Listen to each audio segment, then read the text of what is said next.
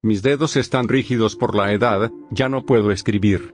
La humanidad ignorará siempre lo que ha sido este gran pueblo. Nuestra civilización le ha asestado un golpe tan rudo que no se podrá levantar y, puede ser, que jamás se sepa qué gran cultura intelectual había alcanzado. Bernardino de Sahagún, misionero y cronista español de la historia de México. Esta declaración nos permite entrever el complejo de culpa de alguien que se llevó a la tumba profundos secretos de la verdadera historia de Anáhuac. La versión histórica ampliamente difundida sobre lo sucedido hace 500 años con la caída de México Tenochtitlán, tiene enormes lagunas y contradicciones que nos hacen suponer la gran mentira construida por los historiadores considerados oficiales, que únicamente se concretaron a repetir versiones equivocadas sobre la grandeza cultural del México antiguo. Bienvenidos al conocimiento tolteca. Hoy te presentamos europeos viviendo en Anáhuac, siglos antes de la llegada de Cristóbal Colón. Empecemos. En la obra Colón llegó después.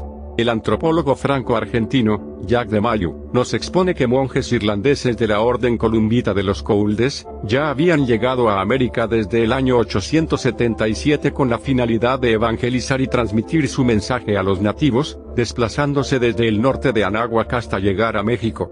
Se establecieron por un largo periodo haciendo su labor misionera.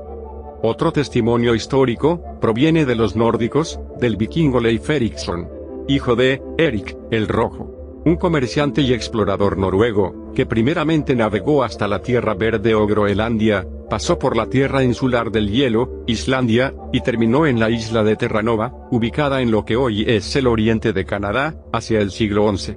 No se puede omitir el conflicto bélico entre estos navegantes nórdicos con los guerreros nativos del norte de Anáhuac o América, pues los guerreros de Anáhuac los consideraron bárbaros. Otro interesante dato lo proporciona la obra del geógrafo francés Philippe François de la Denaudière, en su obra publicada en 1843 México y Guatemala, en donde demuestra la existencia de pobladores de origen semita, en la zona de los mayas, mucho tiempo antes del supuesto descubrimiento de Cristóbal Colón, y muestra el símbolo de la estrella de David, en el Templo del Sol, de Uxmal en el estado de Yucatán. Recordemos que la simbología mágico-religiosa de los mayas, fue difundida en todo el mundo antiguo, por los nagamayas, a quienes se les consideraba embajadores del conocimiento sagrado.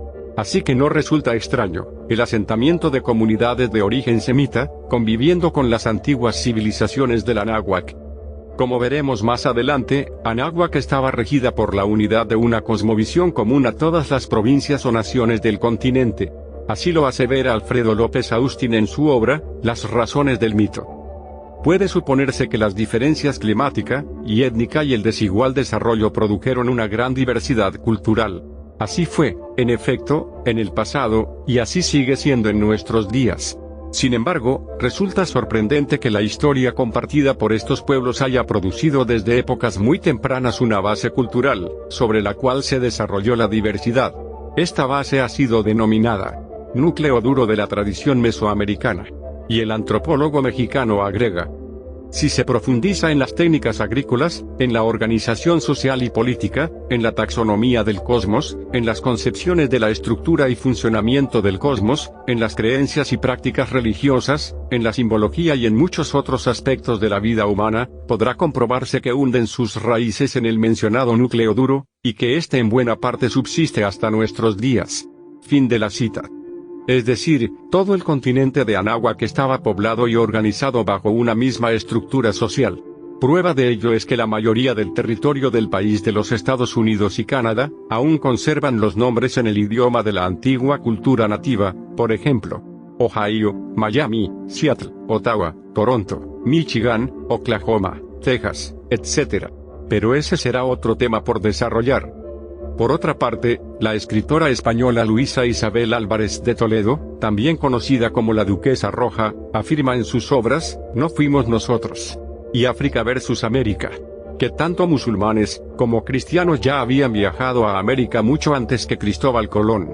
Nos dice que el continente de Anáhuac también era conocido como África o Berbería, y que dicho nombre se mantuvo en el conocimiento de los navegantes hasta el siglo XVII. Asevera que nunca hubo tal descubrimiento por parte de Cristóbal Colón. La Duquesa Roja posee un legado privado, considerado el más importante de Europa en el rubro historiográfico de más de 6.000 documentos y archivos, en donde se da testimonio de que un familiar suyo, Guzmán el Bueno, de religión islámica converso al cristianismo, ya había nacido en Anáhuac hacia el año de 1288. Asimismo, los famosos caballeros de ultramar, es decir, los templarios, viajaban de continuo, fenicios y portugueses que ya habían llegado y vivido siglos antes del supuesto descubrimiento de América. La Duquesa Roja refiere, hubo una confusión histórica ya que había viajes a América desde los fenicios. Los relatos que tomamos por viajes a África eran en realidad viajes a América. Al parecer todas las religiones importantes tenían cabida en el antiguo Anáhuac. Podemos preguntarnos, ¿había tolerancia religiosa? A este respecto, el comentarista Fray Diego Durán menciona lo siguiente. Parecióle al rey Moctezuma que faltaba un templo que fuese conmemoración de todos los ídolos que en esta tierra adoraban, y movido con celo de religión mandó que se edificase, el cual se edificó contenido en el de Huitzilopochtli, en el lugar que son ahora las casas de Acevedo. Llámanle Coateocalli, que quiere decir casa de los diversos dioses que hay en todos los pueblos y provincias, los tenían allí, allegados dentro de una sala. Y era tanto el número de ellos, y de tantas maneras y visajes y hechuras. Fin de la cita. Este pasaje, en conjunto con las versiones alternas de los diversos eventos antes descritos, nos permiten concluir que el México antiguo era conocido en todo el mundo, y que tenía intercambios culturales y comerciales con todos los pueblos. Esta versión histórica no parece ayudar a la justificación de la destrucción ejercida por los invasores, protagonistas de uno de los pasajes más oscuros de la historia universal, la caída de Anáhuac. Esperamos que el contenido haya sido de tu agrado y provecho cognitivo. No olvides comentar, suscribirte, compartir y darle like. Recuerda que la historia nos proporciona identidad y grandeza cuando está basada en la verdad. Cuando la historia descansa en la mentira, el espíritu guerrero de los pueblos se torna vulnerable a la ignominia. También te hacemos una atenta invitación para visitar nuestra literatura, fundamentada en la filosofía tolteca. En la descripción puedes encontrar la liga. Gracias.